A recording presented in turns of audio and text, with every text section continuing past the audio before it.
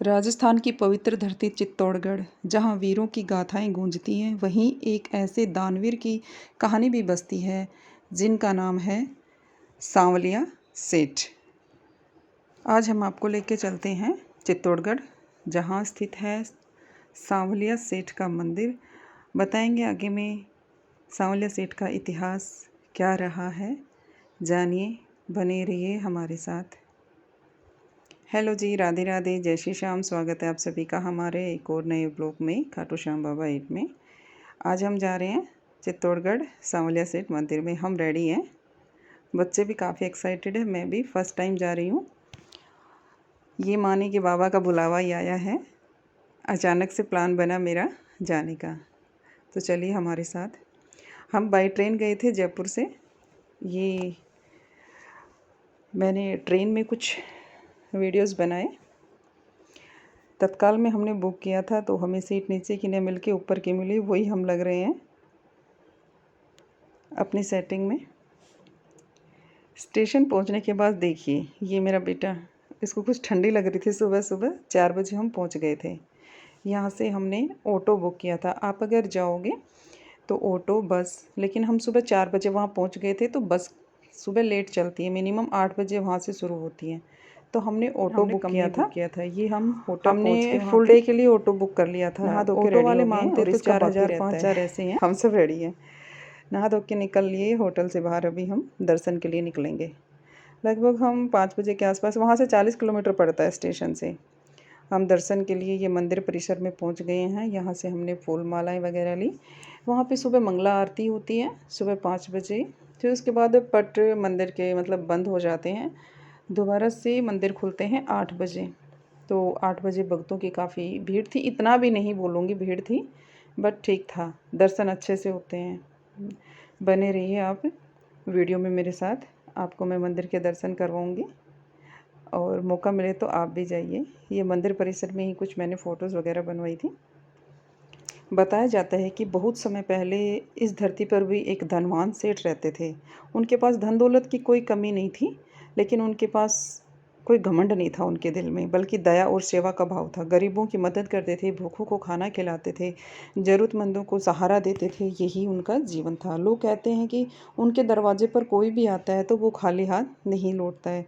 धीरे धीरे उनकी दानशीलता, भक्ति की चर्चा पूरे इलाके में फैल गई।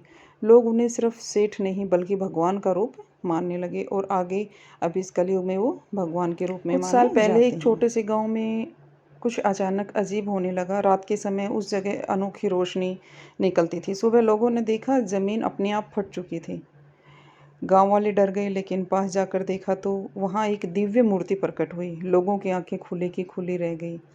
सब ने कहा, ये कोई साधारण घटना नहीं है, ये तो भगवान का संकेत है। धीरे धीरे ये खबर फैल गई, ये मूर्ति सांवलिया सेठ जी की है, जो अपने समय में बहुत ही बड़ी दाने और जो सेठ थे वो थे।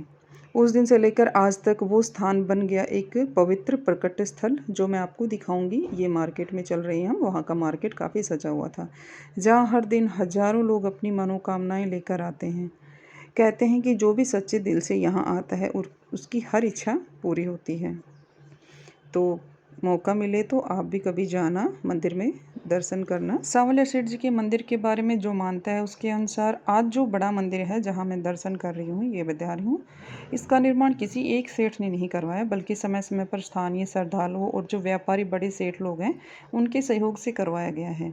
यह स्थान चित्तौड़गढ़ क्षेत्र में आता है। यहाँ की कहानी लोक आस्था पर आधारित है। जैसे अपने खाटू श्याम बाबा में एकादशी के दिन ज़्यादा भीड़ होती है, वैसे ही यहाँ पे जो श्रावण का माह आता है, महीना आता है, उसमें यहाँ लोगों की काफ़ी भीड़ रहती है, को लोगों की आस्था जुड़ी हुई है। यहाँ पे काफ़ी बड़े बड़े व्यापारी लोग आते हैं, बोलते हैं कि वो अपना बिजनेस पार्टनर बनाते हैं बाबा को, और फिर अपनी श्रद्धा से बिजनेस पार्टनर बनाते हैं, तो उसी हिसाब से वो बाबा पे अपना चढ़ावा चढ़ाते हैं। ये देखिए आप, मंदिर परिसर में ही हम चल रहे हैं। इतनी भीड़ नहीं थी, काफ़ी अच्छी, मतलब वही पत्थर से राजस्थान में पहचान है कि पत्थर में ही कटिंग करके इतनी सुंदर आकृति बनाई हुई है। हर पिलर पे आप देख सकते हो, और भीड़ भी इतना नहीं था, अच्छे से चल रहे थे, लेकिन चलना थोड़ा सा काफ़ी लंबा हो जाता है तो उस हिसाब से यहाँ भीड़ नहीं दिखाई दी। यह भी बताया जाता है कि मीराबाई थी जो 16वीं शताब्दी की महान संत और कवयित्री थी। उनका पूरा जीवन श्री कृष्ण भक्ति में समर्पित था। मीराबाई के लिए कृष्ण सिर्फ भगवान नहीं थे बल्कि उनके प्रियतम थे। वे हर समय कृष्ण की मूर्ति को अपने साथ रखती थी, भजन गाती थी और उन्हीं में ही लीन रहती थी। सांवलिया सेठ को भगवान श्री कृष्ण का श्याम यानी सांवल रूप में माना जाता है। राजस्थान में यह रूप विशेष रूप से धन, व्यापार और मनोकामना पूर्ण करने वाले माने जाते हैं। ये देखिए, आप भी मेरे साथ बाबा सांवलिया सेठ के दर्शन कीजिए। ये दर्शन करके हम मंदिर परिसर से बाहर आ गए हैं। कहा जाता है कि जिस समय कृष्ण मूर्ति की पूजा करती थी मीराबाई जो, वह बहुत चमत्कारी और दिव्य थी। उस समय मेवाड़ में युद्ध और आक्रमण का दौरा था। मंदिरों और मूर्तियों को नुकसान से बचाने के बाद में यह मूर्ति उस दिव्य मूर्ति को जो सांवलिया सेठ में उसको जमीन में छुपा दिया गया था। का धागा बांधते हैं और यहाँ पर संत महात्मा की उनके जो चरण पादुकाएं वो हैं। देखिए, आप देख सकते हो, लोग इन सब की भी पूजा करते हैं। ये आप देख सकते हो, ये पेड़ मंदिर में बना हुआ है और मंदिर में एक शिव जी का मंदिर भी नीचे बना हुआ है, उसमें भी हमने दर्शन किए दिए। ये देखिए, मंदिर परिसर का मैंने बनाया, काफ़ी अच्छा है वहाँ का वातावरण। आप मेरे साथ साथ बने रहिए मंदिर परिसर में। ये मंदिर देखिए, ये वहीं अपने जो बड़ा मंदिर है, प्रकट स्थल से दूसरा बनाया गया बड़ा मंदिर है वो है। और यह वह मंदिर है जहाँ पर भगवान सांवलिया सेठ की मूर्ति ज़मीन से निकली थी, प्रकट स्थल। वहाँ भी बड़ा मंदिर बना दिया गया है, आप देख सकते हो। ये प्रकट स्थल है। ये देखिए, यह मंदिर से लगभग 10-15 किलोमीटर दूरी पर है। जो आज बड़ा मंदिर बड़े सेठों के योगदान से चढ़ावा जो आता है उनसे जो बनाया गया है, उनसे 10-15 किलोमीटर दूरी पर ये अपना मंदिर पड़ जाता है। ये हमने वहीं पे ही कुछ फ़ोटो क्लिक करवाई थी। अगर टाइम मिले तो आप जाना। वीडियो पसंद आए तो लाइक, शेयर एंड सब्सक्राइब करना ना भूलें। और वीडियो में कोई भी गलती हुई हो तो प्लीज़ कमेंट करके बता देना। अगर आपको ज़्यादा जानकारी है यहाँ की, मैं फ़र्स्ट टाइम गई थी, मुझे जितना पता चला उतना मैंने आपको बता दिया। आगे मैं आपको चित्तौड़ किले में जो मंदिर बना हुआ है मीरा